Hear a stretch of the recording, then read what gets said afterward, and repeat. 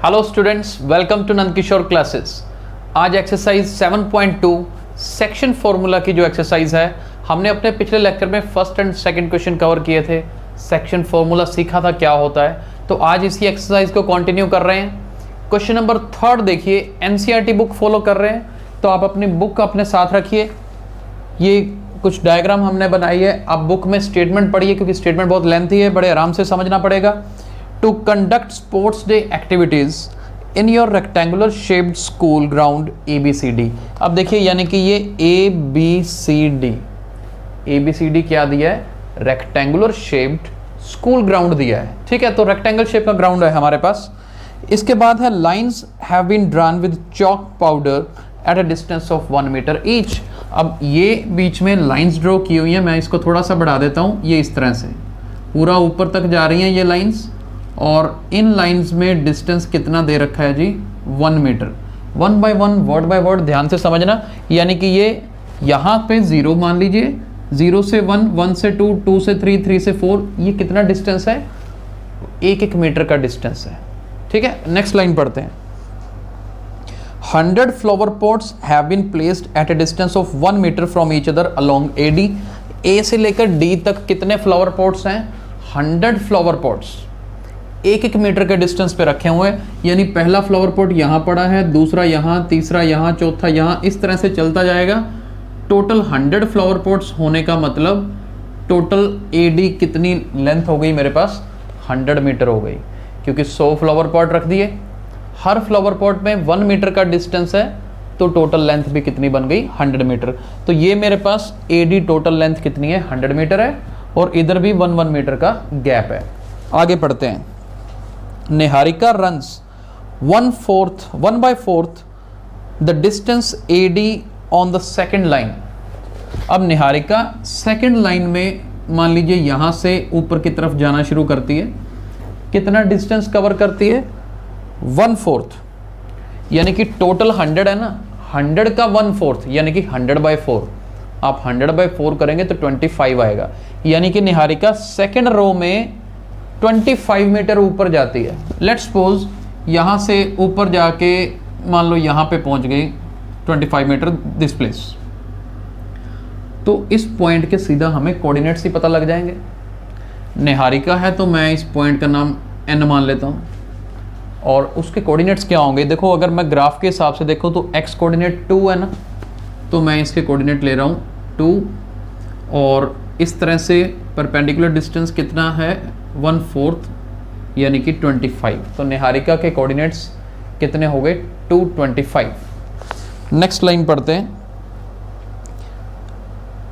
Preet runs 1/5 of the distance AD on 8th line. अब प्रीत जो है 8th लाइन में, यानी कि यहाँ पर, और 1/5 डिस्टेंस, 1/5 का मतलब 100/5। 100/5 करोगे तो कितना बनेगा जी? 20 बन जाएगा। यानी कि मान लीजिए यहाँ पर 8 लाइन के सीध में यहाँ पर प्रीत पहुँची, और प्रीत के कोऑर्डिनेट्स क्या होंगे? 8, 20। दोनों ने वहाँ पे फ्लैग लगाया है। पूरी लाइन पढ़ेंगे तो निहारिका ने ग्रीन फ्लैग लगाया और प्रीत ने रेड फ्लैग लगाया। क्वेश्चन आ गया जी, what is the distance between both the flags. एक निहारिका ने फ्लैग लगाया, एक प्रीत ने फ्लैग लगाया, हमें दोनों के बीच में डिस्टेंस बताना है। अब दोनों के बीच में डिस्टेंस, तो लाइन ज्वाइन कर दो। डिस्टेंस फॉर्मूला पढ़ा हुआ है हमने।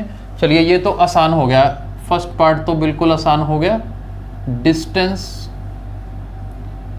बिटवीन द फ्लैग्स, फ्लैग्स के बीच में डिस्टेंस कितना होगा? NP, जो डिस्टेंस NP है। अब डिस्टेंस तो निकालना आना चाहिए ना, डिस्टेंस फॉर्मूला लगाएंगे। डिस्टेंस फॉर्मूला कैसे लगेगा? x2 माइनस x1 करेंगे तो 8 minus 2 whole square plus 20 minus 25 square. चलिए, ये फॉर्मूला यूज़ करके हम डिस्टेंस तो अब निकाल लेंगे, हमें मुश्किल नहीं लगता, फटाफट निकाल लेते हैं। 8 माइनस 2 6, 6 का स्क्वायर किया 36, प्लस 20 माइनस 25 करेंगे -5, -5 का स्क्वायर करेंगे प्लस का 25। चलिए, 36 में 25 ऐड किए 61, तो जी इतने यूनिट्स मेरा डिस्टेंस आ गया। दोनों फ्लैग्स के बीच में जी इतना डिस्टेंस है। ठीक है, अब स्टेटमेंट आगे पढ़ते हैं। जल्दबाजी में करने वाला क्वेश्चन नहीं है जी, इसको समझना ध्यान से। आगे है if Rashmi has to post a blue flag. अब थर्ड पर्सन रश्मि है, उसने ब्लू फ्लैग पोस्ट करना है। कहाँ करना है? Exactly half way between the line segment joining the two flags. Rashmi क्या चाहती है कि निहारिका और प्रीत के बिल्कुल सेंटर में, मैं यहाँ पे ये रश्मि का आर लिख देते हैं, वो यहाँ पे अपना फ्लैग पोस्ट करना चाहती है बिल्कुल मिडल में। Where should she post her flag? अब जहाँ पे उसने पोस्ट करना है आर, हमें अब इस पॉइंट के बारे में निकालना है कि क्या इसके कोऑर्डिनेट्स होंगे। तो चलिए देखते हैं कैसे निकालेंगे। देखो उसने कहा ना बिल्कुल हाफ वे, हाफ वे मतलब मिड पॉइंट। हाफ वे क्या हो गया? Mid point. यानी कि आर जो है ना इस पूरी लाइन को 1:1 में डिवाइड करेगा। किस में डिवाइड करेगा? 1:1 में, क्योंकि जब भी मिड पॉइंट होता है ना तो दोनों तरफ इक्वल पार्ट्स आते हैं, और दोनों तरफ अगर बराबर हिस्से आएंगे तो इसका मतलब क्या होगा? मिड पॉइंट होगा। चलिए अब मैं एक चीज़ थोड़ी सी आपको अभी करवाना चाहता हूँ। मिड पॉइंट फॉर्मूला पढ़ेंगे इससे पहले। मिड पॉइंट फॉर्मूला क्या होता है अभी पता लग जाएगा। सेक्शन फॉर्मूला पढ़ा है ना, सेक्शन फॉर्मूला में आपको दो चीज़ें करवाई थी। x is given by m1 x2 plus m2 x1 upon m1 plus m2। Same way y वाला फॉर्मूला था। अब होता क्या है, रेशो तो 1:1 हो गई ना, तो m1 और m2 मेरे पास दोनों 1 है। आप 1 फिल कर दीजिए, नीचे भी 1 + 1 आएगा ना, तो x की वैल्यू बन जाएगी x2 प्लस x1/2। इसको हम x1 प्लस x2/2 भी लिख सकते हैं। यानी कि अगर मिड पॉइंट हो ना तो m1 m2 के चक्कर से आप दूर हो जाते हो, सीधा ये फॉर्मूला लगा सकते हो x is given by x1 plus x2/2। और इसी तरह से y निकालना होना, वो कैसे निकलेगा? y1 प्लस y2/2, क्योंकि m1 और m2 की वैल्यू 1 फिल हो जाएगी। अब यहां पर हमें क्या करना है, यही मिड पॉइंट फॉर्मूला लगाएंगे सीधा। मिड पॉइंट फॉर्मूला कैसे लगाएंगे? अब जैसे मुझे निकालना है कोऑर्डिनेट्स ऑफ पॉइंट r। अब कोऑर्डिनेट्स ऑफ पॉइंट r कैसे निकालेंगे? देखिए कोऑर्डिनेट्स ऑफ पॉइंट r, ये मैं फॉर्मूला लिख रहा हूं x1 प्लस x2/2, साथ में y1 प्लस y2/2। इकट्ठा ही ब्रैकेट में लगा दिया, क्योंकि कोऑर्डिनेट्स तो लिखते ऐसे ही हैं। दो रास्ते हैं, या तो x और y अलग अलग निकालो, बाद में इसको ब्रैकेट में लिख दो। हमने सीधा ही बीच में फॉर्मूला लगा दिया। अब x1 प्लस x2/2, x1 की वैल्यू 2, इधर x2 की वैल्यू 8, यानी कि 2 + 8/2। y1 प्लस y2 क्या है? 25 और 20 है ना, तो 25 प्लस 20 नीचे 2, ये बना जी 2 + 8 10/2, ये बना 45/2, और फर्दर 10/2 क्या होता है? 5, और ये 22.5। यानी कि रश्मि ने यहाँ जो हाफ वे, जहाँ पे वो कह रही है कि मैंने ब्लू फ्लैग लगाना है, तो वो उस पॉइंट के कोऑर्डिनेट्स कितने आएंगे? 5 और 22.5। तो इस तरह से हमें एक्चुअली ये कहाँ पे पोस्ट करना है? 5 22.5 का मतलब क्या है कि एक तो 5 का मतलब है 5th लाइन, 5th लाइन में ये पोस्ट होगा नंबर 1। और कितने डिस्टेंस पे? At a distance of 22.5 metre, इतने डिस्टेंस पे इसको पोस्ट करना पड़ेगा। ये अपना मिड पॉइंट बनेगा किसका? n और p का। क्योंकि देखो कंफ्यूज नहीं होना, ये जो 5 को मैंने 5th लाइन क्यों लिखा है? आप देखो 2 था तो सेकंड लाइन पे ही हमने 2 लिया था ना, तो ये यहीं पे ही आइडिया आपको ध्यान में होना चाहिए कि यहाँ पर 8th लाइन में पहला कोऑर्डिनेट 8th लाइन बताता है, उसी तरह से पहला कोऑर्डिनेट 5 आया तो मैंने यहाँ से 5th लाइन बता दिया। राइट, तो ये था क्वेश्चन नंबर 3, जो कि बहुत आसान था, मुश्किल नहीं था। आई होप समझ आ गया होगा। चलिए क्वेश्चन नंबर 4 स्टार्ट करते हैं। क्वेश्चन नंबर 4 देखिए, स्टेटमेंट पढ़ते हैं सबसे पहले। Find the ratio in which line segment joining the points -3 10 and 6 -8 is divided by -1 6। अब जो इसी एक्सरसाइज का आपने पहले 2 क्वेश्चन किए थे, थोड़ा सा उनसे उल्टा क्वेश्चन है ये। आपने पहले सेक्शन फॉर्मूला यूज़ किया था, आपको रेशो गिवन थी और बीच वाला पॉइंट निकालना था। इस क्वेश्चन में पॉइंट गिवन है, रेशो निकालनी है, लेकिन कोई मुश्किल काम नहीं है, फॉर्मूला सेम ही यूज़ करेंगे। चलिए ध्यान से देखिएगा। लेट्स सपोज हम एक काम करते हैं, ये पॉइंट्स ले लेते हैं जी। एक ए पॉइंट -3 10, दूसरा लेते हैं बी पॉइंट, ये वाला 6 -8, और बीच में कहीं भी एक पॉइंट पी ले लेते हैं -1 6। यही पॉइंट्स दिए हुए हैं, रेशो निकालनी है। हम एक काम करते हैं, रेशो सपोज कर लेते हैं m1 रेशो m2। इस क्वेश्चन को 2 मेथड से कर सकते हैं, दोनों मेथड करेंगे तो दोनों ध्यान से देखने हैं। m1 रेशो m2 सपोज कर लेते हैं और लिखेंगे कैसे, let point P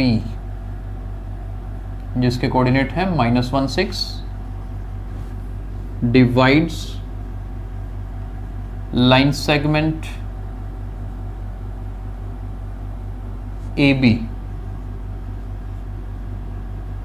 in ratio m1 ratio m2।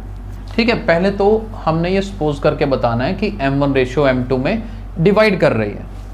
अब इसके बाद क्या करेंगे, देखिए सेक्शन फॉर्मूला आता है ना यूज करना, यूजिंग सेक्शन फॉर्मूला। और इसकी मैं एक और खासियत बता दूं आपको, सेक्शन फॉर्मूला आपने x निकालने के लिए भी किया था, y निकालने के लिए भी किया था। अब दोनों में से कोई एक यूज करो, आंसर सेम आएगा। मैं दोनों यूज करके दिखाऊंगा आपको।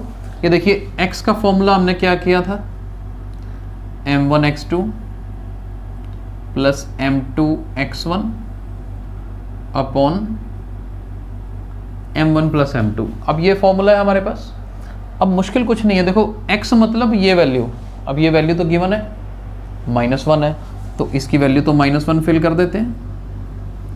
ठीक है, m1 नहीं पता हमें, x2 तो पता है, x2 कितना है 6, चलो x2 को 6 फिल कर देते हैं।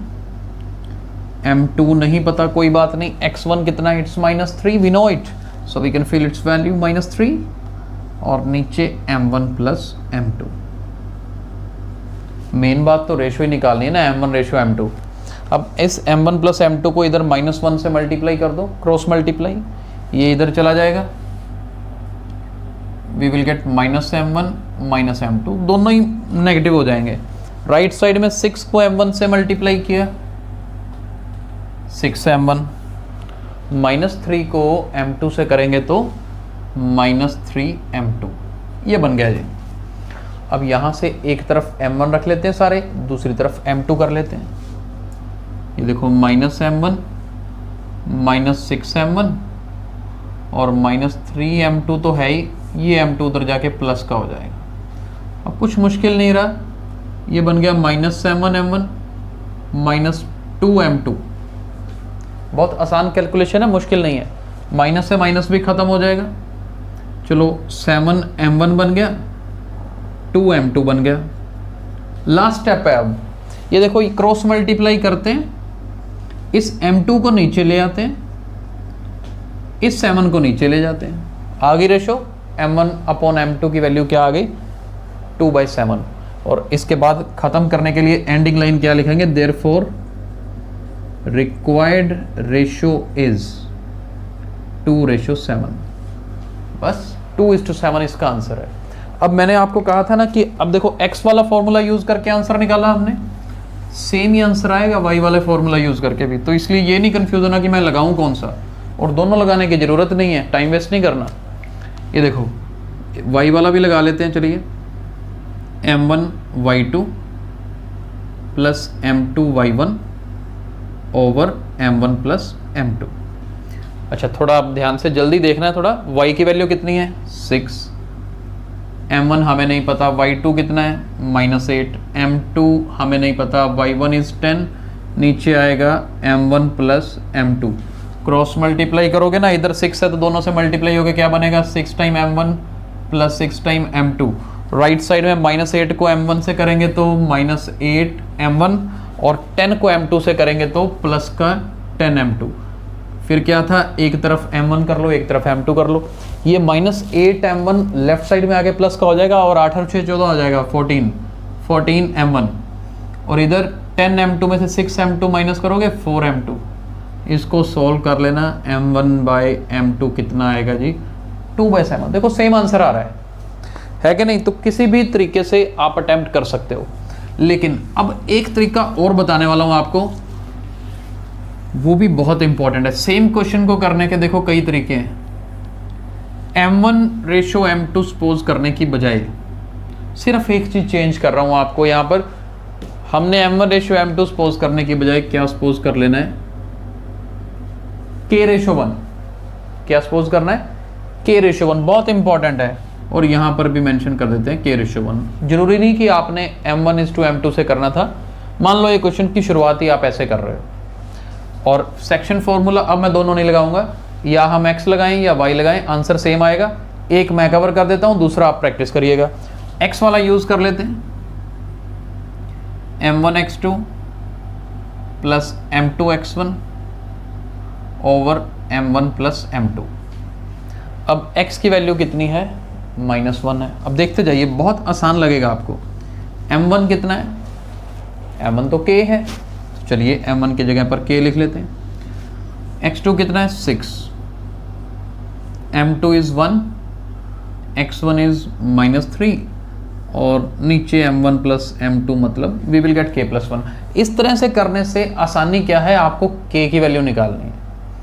m1/m2 करने में कई स्टूडेंट्स कंफ्यूज हो जाते हैं, k की वैल्यू निकालनी आसान लगती है। अब देखो क्रॉस मल्टीप्लाई किया, -k -1 दोनों को इधर ले गए, और इधर से 6k -3।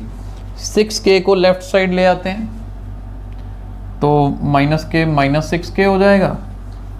इधर -3 है, ये -1 उधर जाके प्लस का 1 हो जाएगा। That means -3 + 1। So we get -7k is equal to -2।